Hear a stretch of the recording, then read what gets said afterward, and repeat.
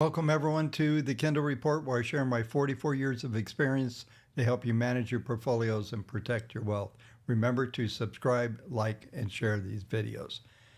In tonight's video, I'm going to go through and talk about what the effects of the earnings, and now that we have NVIDIA behind us, also discuss some of the things I've been talking about in the Substack. Let's get into tonight's video.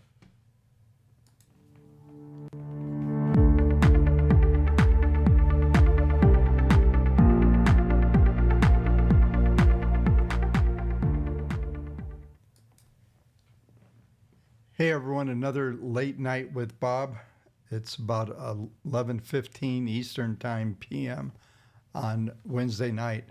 We had a very interesting day today. We saw markets starting to sell off, I guess in anticipation of the NVIDIA results. We know that the results were actually good, but everybody's selling into the good news, looking to take profits on this last run up that we saw. I'll go through, and I'll probably do NVIDIA, and we'll go through a couple other stocks tonight. This will make this a little bit more unique than usual. So, and maybe I'll entertain some of your folks' requests on stocks and things like that. So I'll put that out there early. So interesting though, I've been talking about probably for the last several days, and I have to say something. Man, I wish more of you would sign up for the Substack, mainly because it's where I'm able to focus right now with elements that are going on in my life, to be able to put out good micro day-to-day thoughts on the markets and stuff. So if you haven't signed up, go over there. There's a free trial, and you can look for 7 days, and it's 12. If you go for a full year, it's $12 a month. I think it's $19.97. I raised the price last month. I just need this to be a focus going forward. It's going to be, like I said, where I'm going to be able to focus the best and getting information out to you, because just last night's newsletter would have made you money to pay for about 5 years of this, like maybe 10, depending on how much money you traded. But it kind of, I wish more people, I think there's a couple thousand right now, like 2,200 total subscribers. So I'm hoping that we'll see more of you sign up, and that would be a really good thing. And anyway, so let's get into this whole discussion about what's going on in the markets. And by the way, you can go to kendallreport.substack.com to get it. It didn't tell you how to get there. So let's take a look at some of the things that I thought were interesting as we were coming into today's markets. For the last several days, I've been discussing that the markets are starting to flatten out, and that they're basically starting to roll over, and we're going to trade back into some moving averages. There's going to be some real significant questions that need to be asked. I'm going to try to look at them and see if there's answers. And then probably in about an hour and a half from now, I'm going to write the Substack for tonight. So this will be kind of what I'm doing for the next 4 or 5 hours. But the point of what we're looking at here is the markets have been basically this big 8-day rally that we came up with. Everybody wants to call that, you only have those kind of rallies in bull markets, and that may be true. I don't know. I think that I've talked about this. There's a different dynamic that is occurring in the markets today than what I've seen over the years. And literally, really, we can go back to the pandemic, and when so many new entries, I won't go in depth in this, but we had where you could trade fractional shares. We had all the fees go away on ticket fees. So it basically was anybody could trade the markets, and you can open an account with Webull or Robinhood, and a lot of folks for like $10-20. So everybody gets to play at some level, and all of those little fractional shares add up into lots of shares, and we see these stampede markets that happen. And we saw a couple of the flow today as the market unfolded. It was fairly interesting how we came in and had the selling come in, and then we consolidated, and then as we got closer to the close, there was some things that went on with some treasuries and some other stuff that got folks a little nervous and were pushing the markets to towards the lows of the day. I think we were down over 60 handles at one stage. Just I think it was just short of 1% down on the session. Then we get a big monster rebound, and I will try to show you this. I put out a tweet today that V bottom came in on the hourly chart, and I'll try to set that up. We'll go through that. I think that's worth going because those of you that have the indicators, you really should take a look at that stuff, and because that trade is just a monster trade, and it's literally for 1 to 2 bars. And I'll try to set this up in a few minutes because I think it's worth a focus. And I plan on doing some videos just to show you how to identify the inverted V and the V bottoms. Today was a perfect alignment on that little reversal as we came into that final hour that we saw. But the overall configuration, what we're seeing here, is a very nervous market. I've been arguing with myself, so to speak, on the Substack that really what we're probably seeing here is a distribution, and we're going to see a decent pullback. Right now, I think we come back, and I'll show you here in a minute, we come back into the moving averages where the natural support is right now, and then we'll have to determine whether it's going to hold there or if we go down and maybe retest the lows of this of the sell-off that we started maybe six weeks ago now it's been. But we're probably looking at least a move down in moving averages, and then there might be more to it. And I don't like to get into projecting too far in the future. I wish I had the time to do live streams every day like I used to. It was actually a lot of fun. There was a lot of good information, but I am putting the effort into the Substack newsletter, and I'm working on trying to put in more of maybe not exact trading, but better parameters for trading. But I think they're all there when you see the newsletter. So make sure you get signed up, kendallreport.substack.com, and get signed up for that. But the whole scenario that I've been looking at is that this is a distribution top. You may go back, those of you that are on Substack, I talked about the Russell, and I'm going to go a little bit into some background on the Russell. I touched on some things last night that I think there's a lot of vulnerability in the small cap stocks yet. Everybody wants to quickly rotate and think that the small caps are going to do wonderful things, and maybe even the micros, everybody's going to participate in a small cap rally. And that's not going to happen until we see a complete realignment of the yield curve.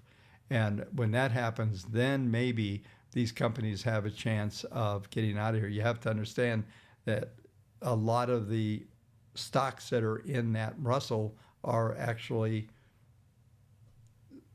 a lot of banks, a lot of smaller companies, a lot of need for financing, refinancing, and it's more expensive to do that right now.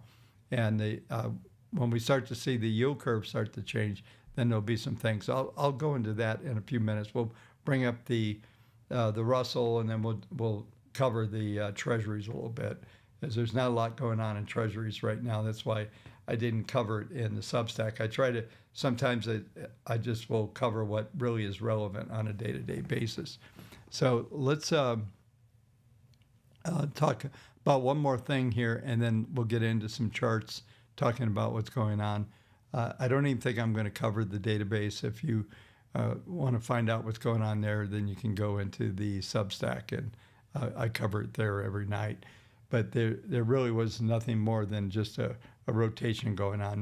Nothing really happened. We had equal amount of buy and selling going on in database, which is pretty much to be expected at this time. So no insights there to any of this distribution that's happening. Maybe that's the sign of the distribution. But I think the NVIDIA is a trade that's going on right now. I have to look at another screen here. Let me look at this number. Yeah, we're down 8.85% on the last trade. And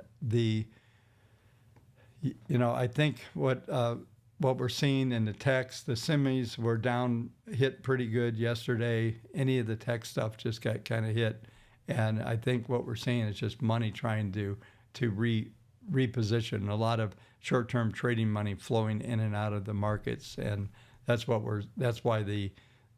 it was actually interesting, that 8-day rally. So let's do this. Let's go ahead and get into some of the charts here and take a look at this. Let me just get something set up here so we can get over there. And let's go ahead and take a look at, we'll start with the S&P here. So interesting, we're getting a little bit of a bounce, but all I've been talking about in the Substack is that we're going to trade down at least to the 40-day moving average, SMA, simple moving average, and possibly down to the 21. Now the 40 is coming into play here. 55.38, the low so far here is 55.61. So there's another potential 20 handles, and I'm going to attempt. I think I can get my drawing tool up, so this will be helpful. And it's not participating with me. I don't know where it went. Hang on. This is so frustrating with this. I'm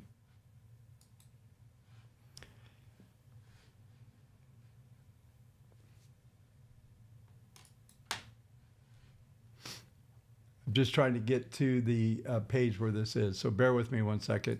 Still having, there we go. Still having woes with my Mac converting over the way things float on the screen, trying to find a setting. So I'll make this a little bit smaller, and so we can draw in on this. I make sure that I have this on screen here. That's what I was worried it was going to happen. So what we're looking at here is basically this pattern. I want to make this just a touch bigger. It's good enough. Let's go ahead and just draw in on this. I apologize. This tool should float to the top, and it's not. So here's what, this is the 8-day rally that we had that came in, and what we're seeing here is, well, we got this move up, and now we've got this flat. And this is always the age-old question that you ask when you see this, which way is it going? Is it going to go up, or is it going to go down? And it's interesting as we look at the algos, we're about to penetrate the second derivative on PPM1, and what that tells us is that we're likely to stay under that 10-period moving average. And then we also have, I'm going to draw in a couple more things here. We've got a penetration here of the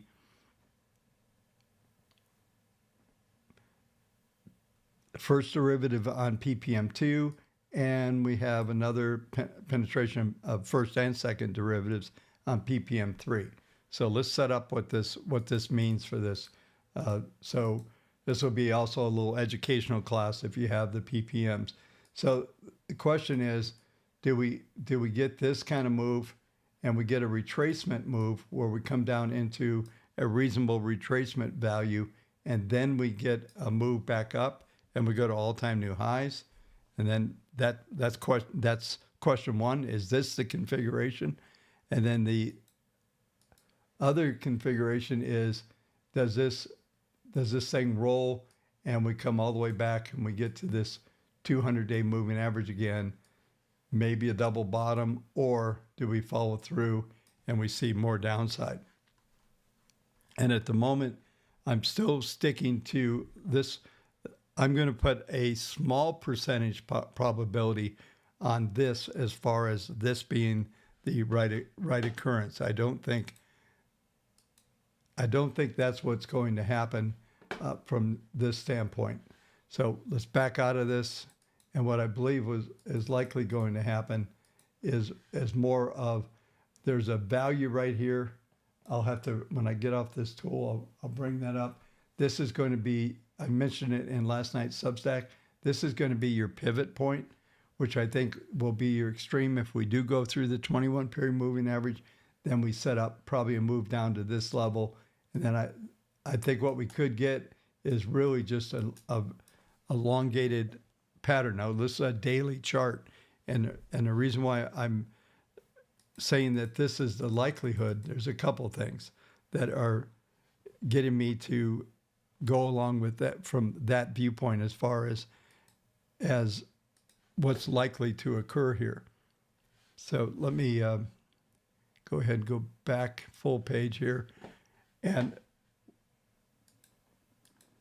what my expectation is that because of the database, the WaveTech database right now is roughly 72% long on the short term. It's almost 70% on the intermediate. None of these things are going to change a lot. So what it tells me is that we're likely to go into a sideways correction phase unless we see a lot of these trades start to fall off in our database. Then until we see that, we're going to stay at least stable. I don't know that that anything's going to happen between two major events that are coming up. The Fed meeting in September, I believe it's the 27th. And then there's also the other event is the election, right? So we have a couple big events coming in as we come into end of September, October, and coming into early November. I think the markets could just be in this really sloppy range, probably staying above this number here. Let me just, that number, excuse me, is 53.92. That's where these green dots here where my cursor is. So this is the most likely extreme number. If we take that out, then that tells us we're pivoting back to the 200-day or at least retesting these lows that we made way back over here on August 5th. And that was at 51.20. That would tell us we're going back there. I don't think that's what happens. I think what happens is we probably stay right above the 21 period moving average. Okay, thanks, John. The 17th and 18th. So it's not that far away. A little bit over 2 weeks. I guess 2 weeks from next Tuesday. So that scenario is likely that we're going to wait for that. And I'm gonna talk to that a little bit tonight because I know these videos are not as consistent as I once was, and I saw the markets today. I gotta go live. So I'm dedicating my next 4 or 5 hours to the community between writing the Substack and doing this live stream. But the pattern is likely to set up. I don't think we just come down to these moving averages and run up and we go to all-time new high. Everything's wonderful. Could happen, though, because if sentiment changes enough where we start to see folks buying in that we're starting this big downward interest rate cycle, which I actually believe we are. I won't do it tonight, but I will address it at another time.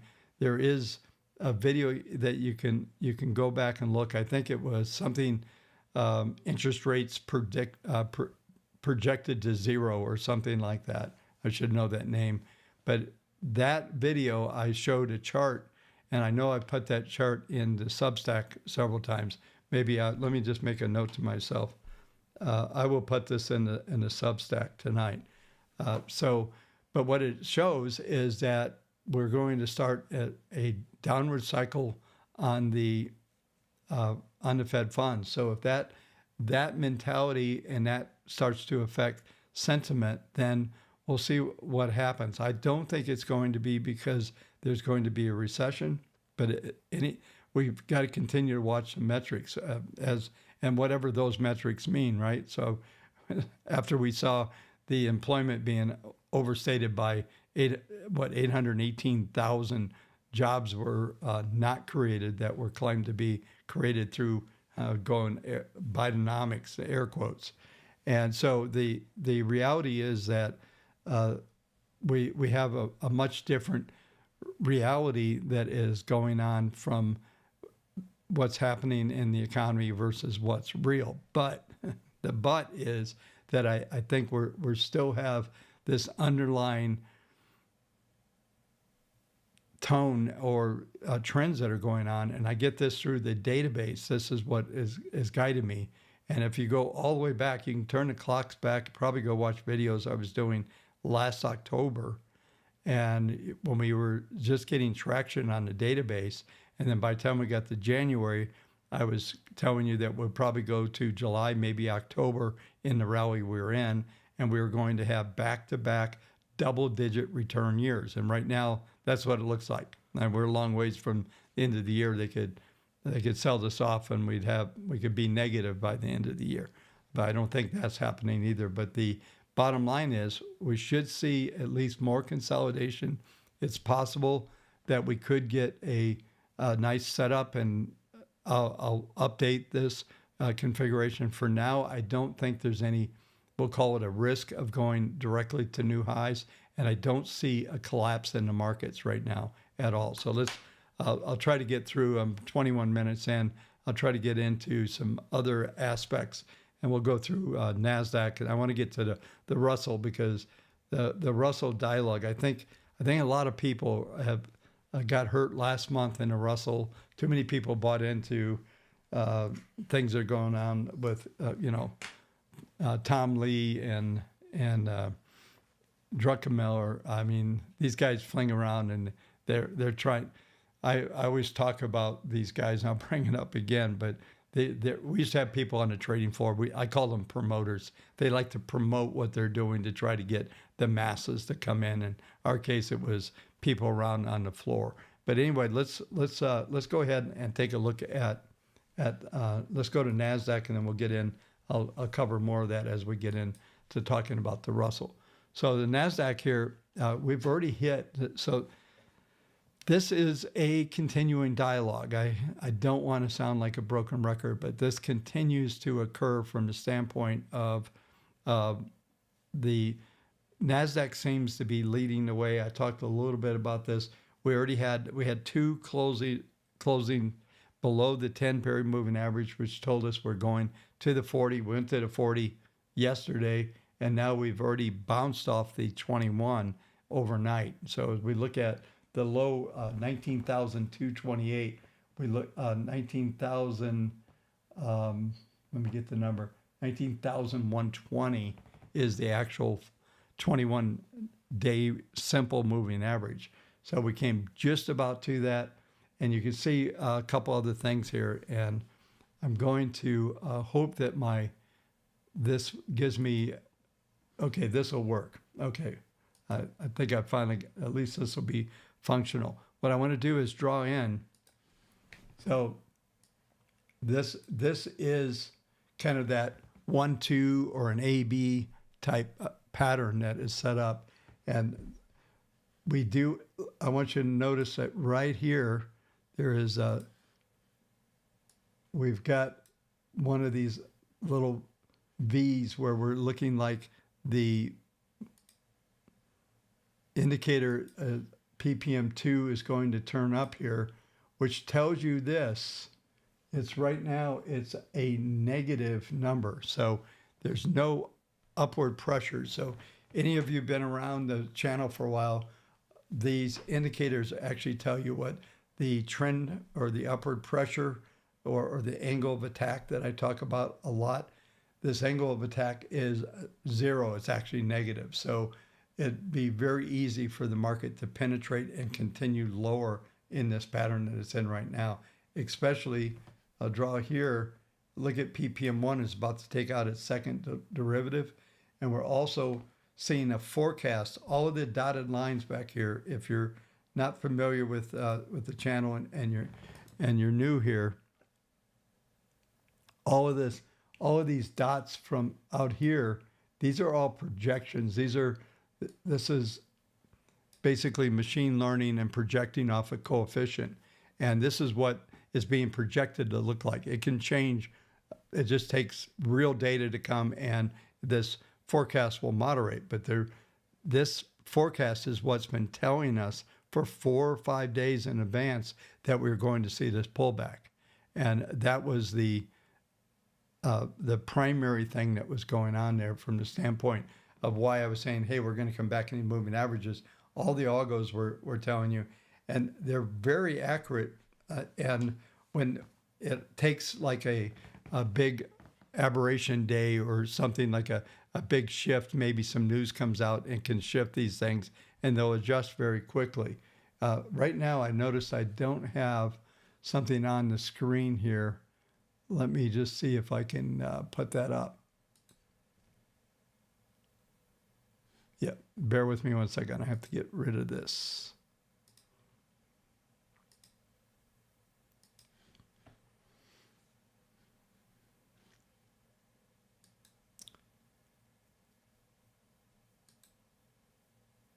Yeah, so I didn't have the red dot. So the WTARs, which are the forecasting, is you're seeing that it's forecasting us to trade down, go sideways to down, and the PPM1 is going negative projection. And even though PPM2 is trying to turn up, it's still a negative number. And so what that is likely to do is the market could hover and trade in between these numbers. So now I'll try to draw this in here real quick, and hopefully this will make sense to you. But yeah, so typically, instead of trend lines, what I see here is this little wedge that's forming right now. Let me get rid of this tool.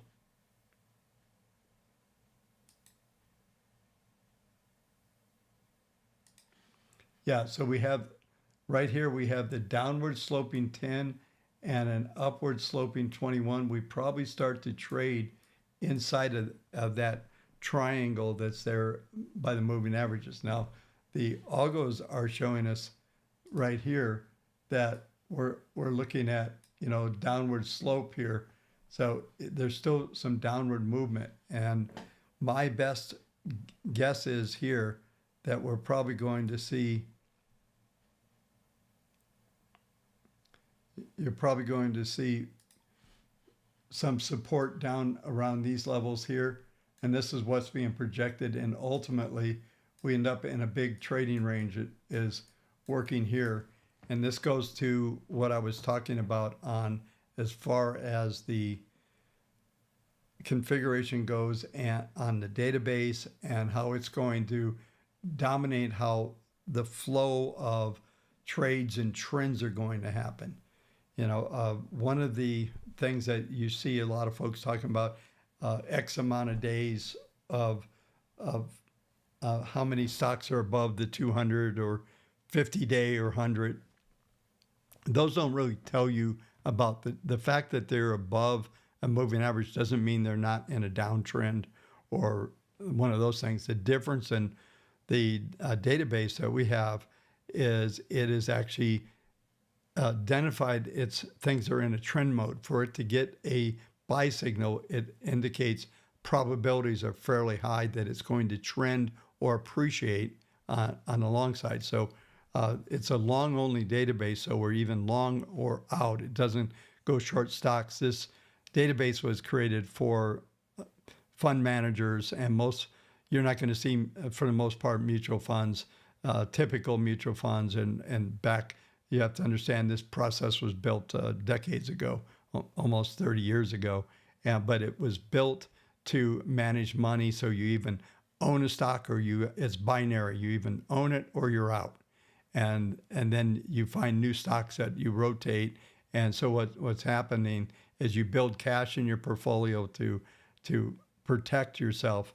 And that's what all that's happening right now with the database up at 70% on the short term and on the long term. They're almost exact numbers.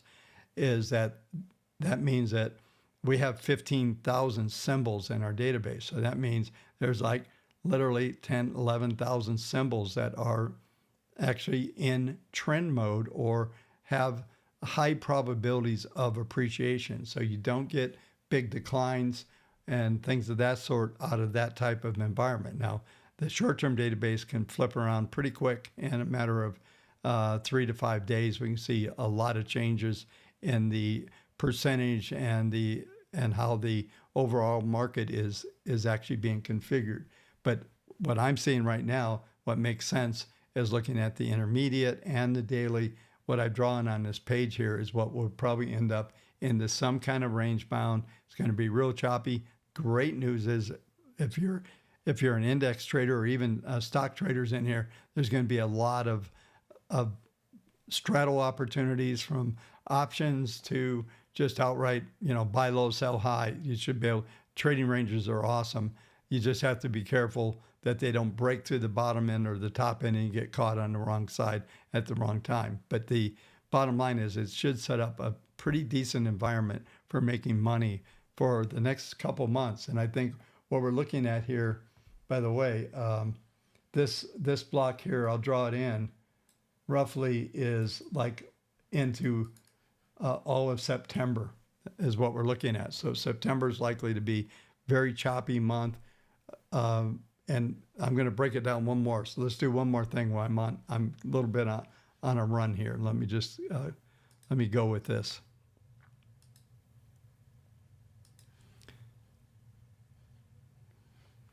So let's go over to a weekly chart here, and it will be similar when we look at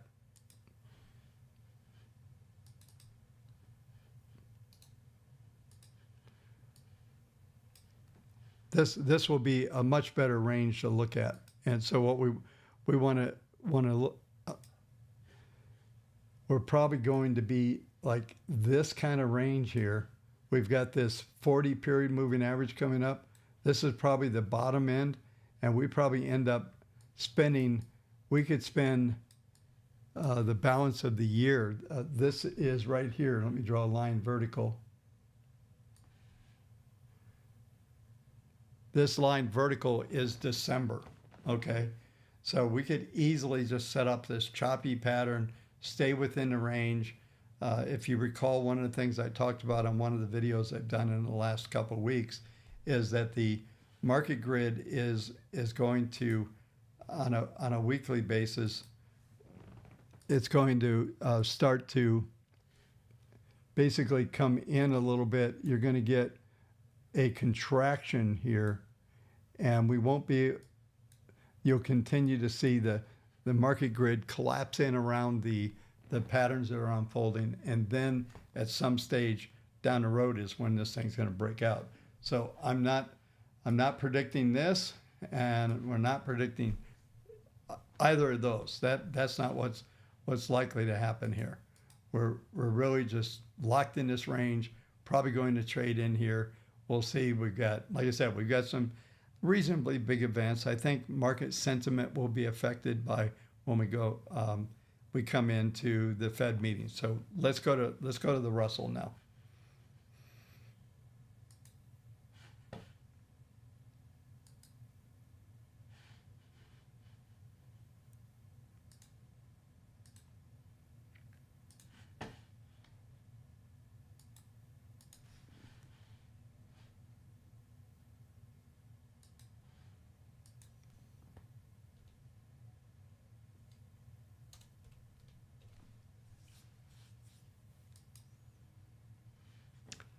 All right, well, I'll just leave this chart up I have right now from the standpoint of what we're looking at.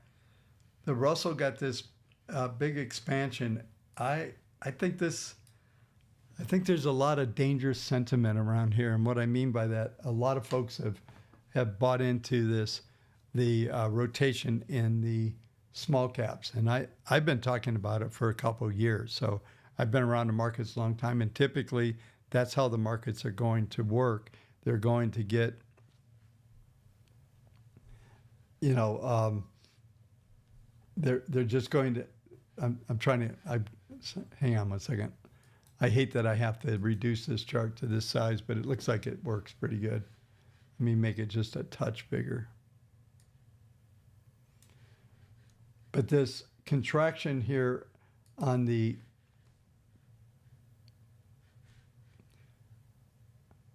is we should see the market grid continue to contract. And the reason why I'm talking about this dangerous period, this is what's happening here. Let me draw this in, because this is really important. Okay, I've drawn in these lines. I want you to notice that If you were looking at a pattern we're going to talk just Elliott wave for just a minute here, is that if you were looking at a typical wave pattern where you're getting 1, 2, 3, 4, 5, you're getting this move up, right? Here's the deal: what makes it 1, 2, 3, 4, 5? There's no overlapping pattern. So one of the things that can happen is wave 4 cannot overlap wave 1. Okay. Now let's go back to this chart here, and what you see is that we have, here's an overlap, then we get a 1, 2, 3, and then we get an overlap. And what this most likely is, and I'm just going to clear all this junk off here, what this is still more of what we've been watching. This is a very choppy overlapping, and chances are you're going to get a potential overlap. I'm going to draw this line down here on the bottom just to try to get some contrast. But this right here, this line here is the 200-day. So all we're doing is chopping around in here. There's no impulse waves. There's nothing that suggests that the market's going to, shoot to the moon. None of that is out there. Maybe the configuration would work. Now, this is a weekly chart, so this is not a daily chart. This is a much larger trend. Let me clean this up. So we start to, if we start to look at, let me go to, we're going to switch over and go to the cash, just so the algorithms will go. So what's happening with the algos, there's still an upward slope here on a weekly basis. So it's still climbing this line, but ultimately it's not this major bullish trend that is going to evolve from here. We're just going to see probably come back into these averages. And the fact is, the next couple weeks trades, we could, and I mentioned this in last night's Substack, we could go and retest this reversal high that we had a few weeks back. That number is 22.99. So we could get up to there. We could actually make a new high and reject. But ultimately, as we come into October or so, we're just going to flatten out. This is the projection. These numbers here are fairly robust on a weekly basis. Let's back up and let's just go to a daily so you can see a little bit more of the short-term. The short-term noise is very different than what you're seeing when you go out to a weekly chart like that. And one of the things that I do a lot of these little educational things, and they're embedded in these hour-long videos, so no one ever sees them, unfortunately, from the standpoint. But this type of action that we're seeing here on this chart is very telling from the lack of robust trend. You can see on the short-term algos, they're pulling back into the range. The algos on a weekly have an upward slope, so you could trade all the way down to the lower averages on this daily chart, which would be equal to somewhat the same as the moving averages on the weekly. So going down to the lowest average on the daily would be like going back to the 10-week moving average on the weekly chart. So it's all within kind of a upward bias trend, but overall, when we start to look at this stuff, I'm just going to go full Monte here, and we're going to go out to a monthly chart, and this is even more revealing. As you can look, this goes out where my cursor is right now. Where my cursor right here. This is 2021. And you can see we've just been locked in this range. We've broken out of the upper end of this range. And then we got on a monthly basis, on the month of July here, we actually got a RTX sell signal, which tells you 1 to 2 months of sideways movement. But really, what we're seeing, what I suspect we're, what about just a few days away from starting the next month. What we're likely to see here, I'll draw this in, is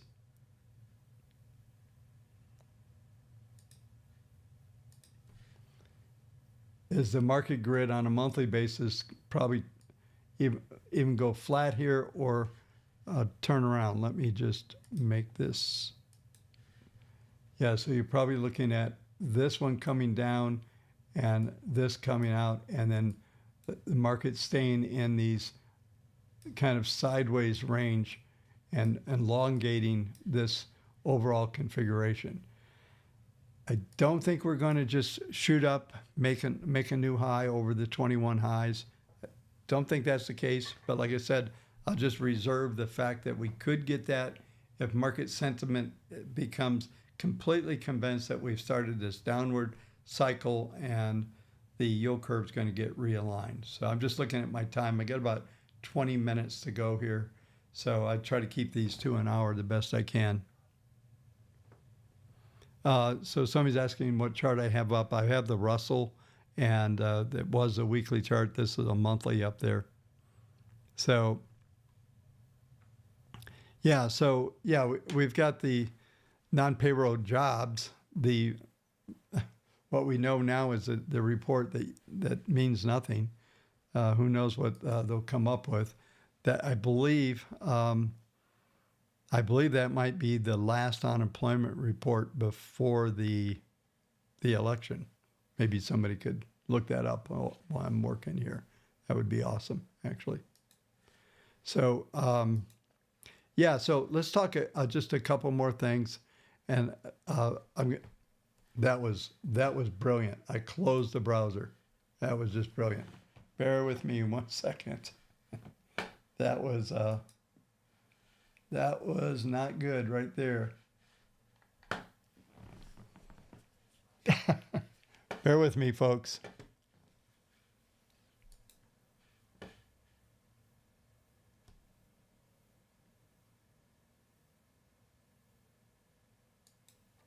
Yeah, bear with me. I actually closed it down. That was not I X'd out of the browser with all the analysis on it. So bear with me. Tell you, getting used to this Mac has been brutal.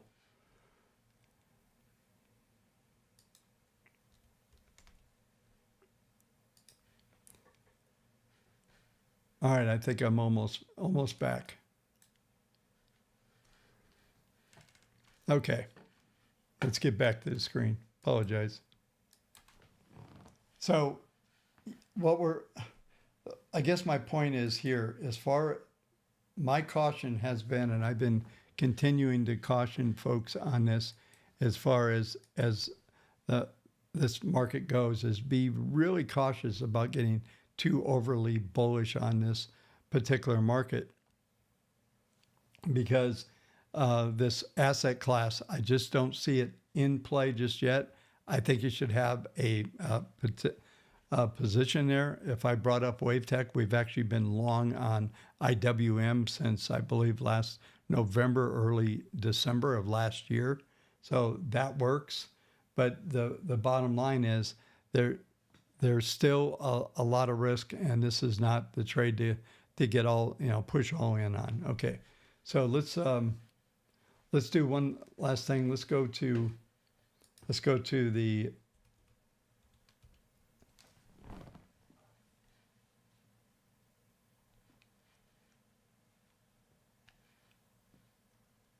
let's go here to the 10-year. Take a look at this. This is good that I have it monthly, and we're getting down to an extreme. But this was interesting. I haven't looked at this, so this is something I usually will do at the beginning of. And once we get into the first full week of next month, I'll do a longer term viewpoint here. But if we look here, we're actually trading at the extreme on the downside from the standpoint of the interest rates. So we're at an extreme, but there is some Fibonacci targets down, which are crazy numbers. 3.5, 3.08% on a monthly is our Fibonacci targets. And we are seeing some pretty negative moves. So that would suggest we're going to the 40 period moving average at 3.25%. And that would be a crazy number. And that ultimately would take, 3-6 months to get there. So I might as well, while I'm doing this, let's see if I can. Let's see if I can find.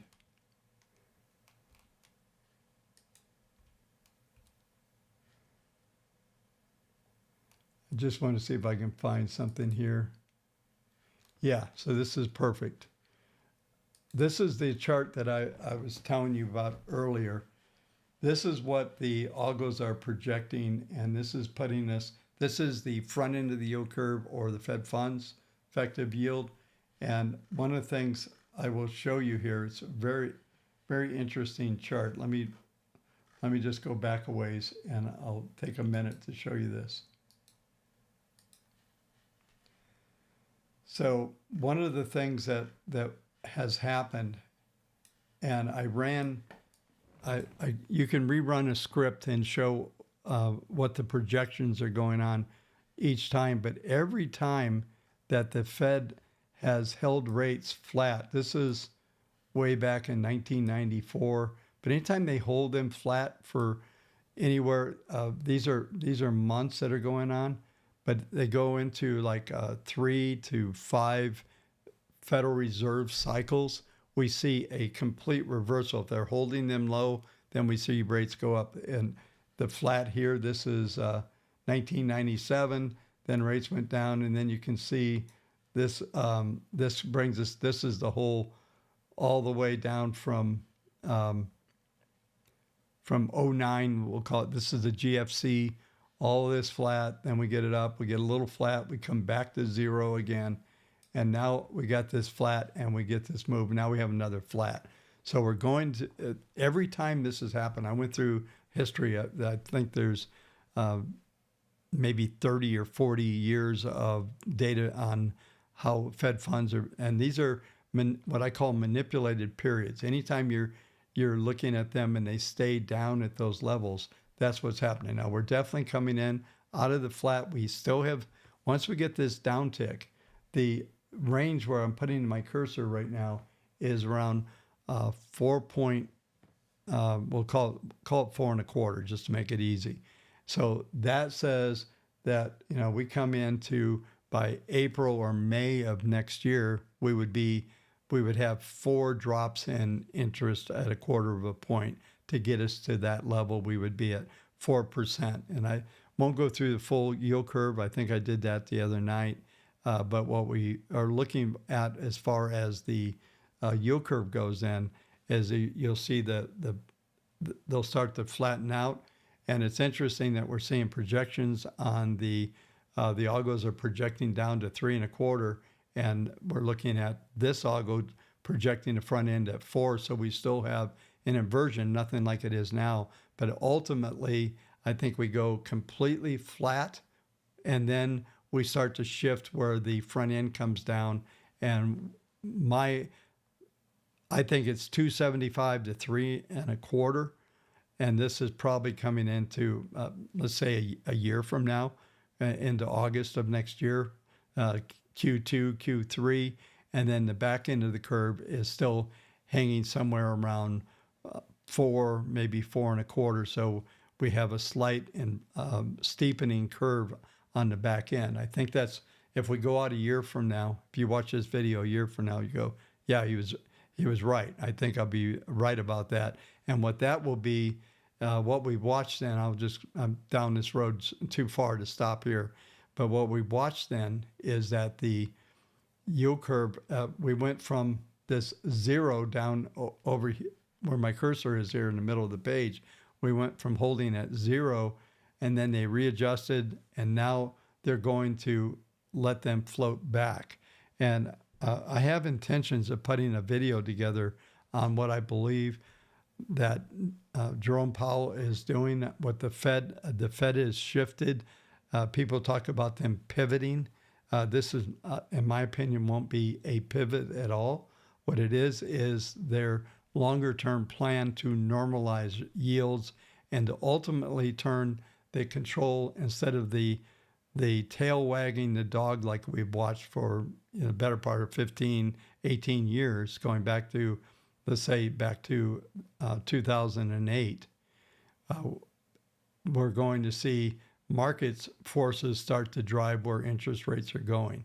And I think the Fed, and I've been arguing this for a year and a half, they want out of the business of manipulating the market. They're not going to, oh goodness, the stock market went down, we have to lower rates. I don't think they're not worried about that.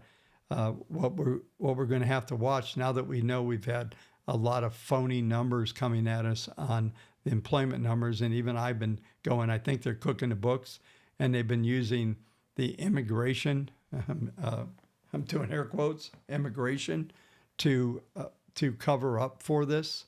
And even Powell says it on every meeting, well, the immigration trends are keeping employment going. So we now know they cooked the books completely by 820,000 jobs.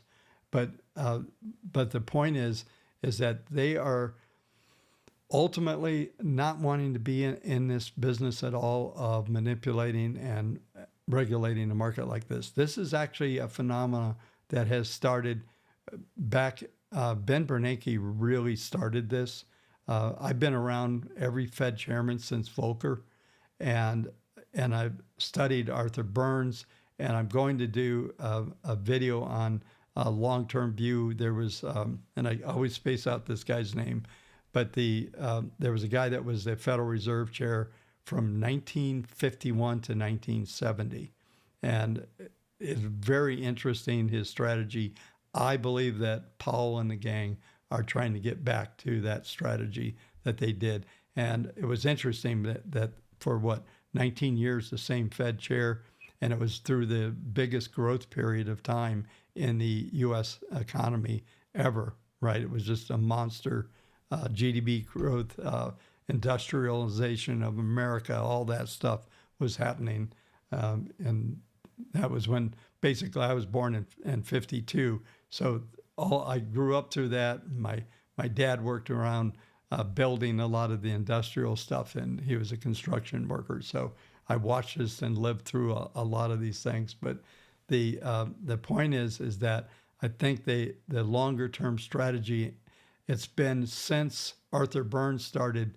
If you look 1970, 74, the hyperinflation, there was never any of this stuff happen until Arthur came in, and everything got really jacked up. And then they blamed Carter and all that, but it was Arthur Burns was like really probably one of the worst Fed chairs ever. And then, then you got Volcker to save the day and all the other stuff. So I won't do the history, but this scenario that I'm talking about here is exactly what has happened in recent history. We'll go from 2008. So there's no reason why we're not going to correct back at least 50%. I don't think we go back to zero. If I take this algo and extend it out, I'll just show you. It's interesting, and this will also be a quick lesson. And I'm going to end right here. Maybe I'll do a quick Bitcoin, but really you should just get the Substack, and you'll get everything from there. But let's just put this out. Let's just go out here. So what I did was I changed the algo, the projection, to go out further, and basically it's coming right. This probably the trend line is the 200. This would be a 200-month moving average here that's coming in. You can see it actually starts to turn, but you actually also see how the algos work, because the algos will kind of flow. It's doing a coefficient look back at 150 bars and then projecting out in the future. So you're going to get some of the flow of the past in the prediction, how the prices move. And this will be interesting to see what actually happens. But I at least think we get on the Fed funds, we get up to 3.25. We could see as low as 275, I think, in 2025. And well, I'll be writing a annual report. If you haven't seen the annual report, maybe I should repost it on Substack to a more recent. I think I made it available so you could go back, but I think you have to dig through the archives to find it right now. But everything that I talked about in the annual report has actually been pretty accurate as far as interest rates and what's going on and all these things. But this longer term idea that I'm talking about here and what the Fed's likely to do is, I think, more reality than more folks would like to admit to. A lot of folks still think that the Fed is in the business of manipulating the stock market and the plunge team, and all the terms, right? So we've all been through this, any of us that have been around for a while. So just know, it is John William Mackenzie Martin. Yep, that's the guy. This guy is amazing, actually. And I actually want to do a video kind of profiling what he did, because like I said, I think that he is the model of what Paul and the guys are talking about doing right now. And I will just, I'll just come up on full screen. We're gonna call it quits here, like 4 minutes, under an hour. But I think that is exactly what the plan is to go with these longer term approach. I rattled on about this recently, that maybe Paul gets another 4 years. I think he's a year or so younger than I, and seems like he wants to be a player. But he made a comment, and I keep arguing. I've been saying this for probably better part of 2 years now, that I heard him say that the Fed was about to, they have made a decision to look at the markets at a longer term basis. They were no longer going to be looking at these short term movements, and they want to focus way out in the future. And they believe it was going to be very positive for the Fed. So if anybody ever is out listening to some of the old meetings going back a while and catch that little clip, if you'd send it to me, it'd be amazing. But I was sitting there watching it, and all these lights went off for me, like this is what they're doing. And this is why I've been saying they're not going to lower rates. They're not going to lower rates. They're going to keep them higher. They're going to keep that dialogue, because they want, until they see certain signs here. And like I argued, the algorithm I had up there, this simple auto regression math that's up there, it gives you a pretty good sense of what is likely to happen, but it also is, I call the echo. It echoes what the past has done. So what it is looking back, that algo is set to 150 days in a coefficient. It's looking at groups of threes. So it's taking that information and then projecting out what's likely to happen in the future. It's really accurate on a lot of stuff, especially on 2 or 3 bars out. Like I keep telling you, folks, those of you who have the indicators, if you use even like set up the red dots like I have, I went through a couple of things. So I just need to put some videos out so that you folks can use this knowledge that I have and these algos to authenticate the best you can. So just in a final little statement here, I think I have this. I'm just looking. Oh, that's right. I messed up. So I'm trying to find something here real quick.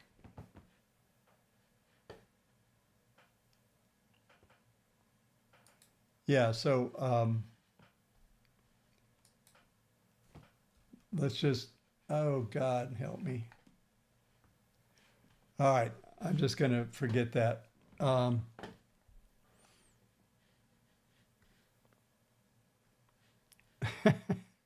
I'm sorry. I have not made the transition to Mac as hard as I try. Oh man, God,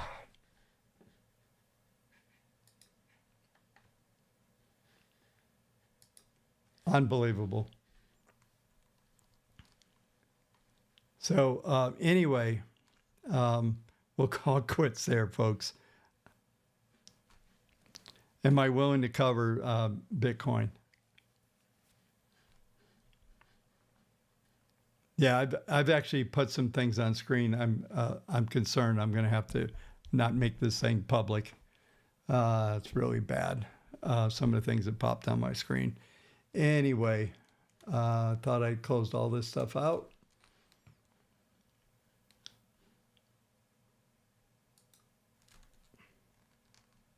All I wanted to show you was, as if you go to linktree.ee, so it's a linktr.ee/Kindle report, you can come up here and you can see all of our products. Everything is right there. That's what you want to find out. Anyway, folks, yeah, somebody said want to go back and you know.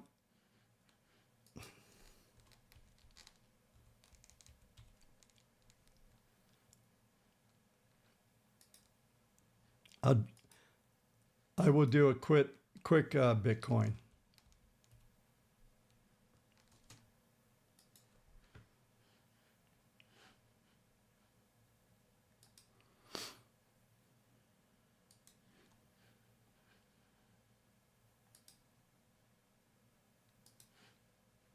All right. So as I've been covering in the Substack, boy, nothing's working now. It's like everything's broken. Bear with me.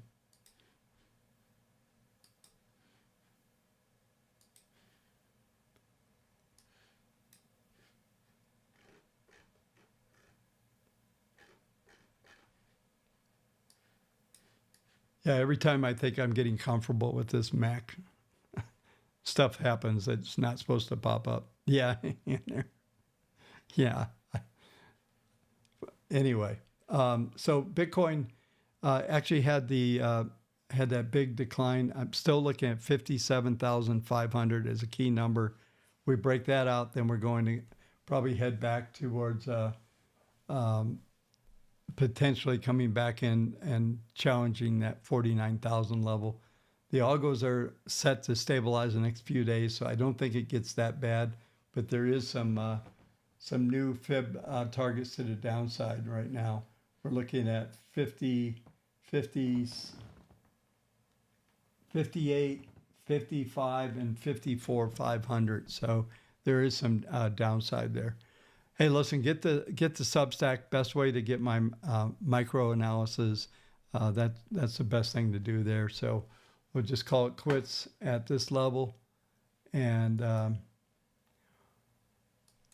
hopefully I've got to do some analysis on this video. Hopefully I may have to edit. It may be a while before it gets reposted. So anyway, thanks for coming, folks. I appreciate it, and I will talk to you sometime soon. Get to Substack, kindlereport.com/Substack, or you can go to kindlereport.com/newsletter and get signed up. There's a 7-day free trial. So we'll talk to you soon. Thanks.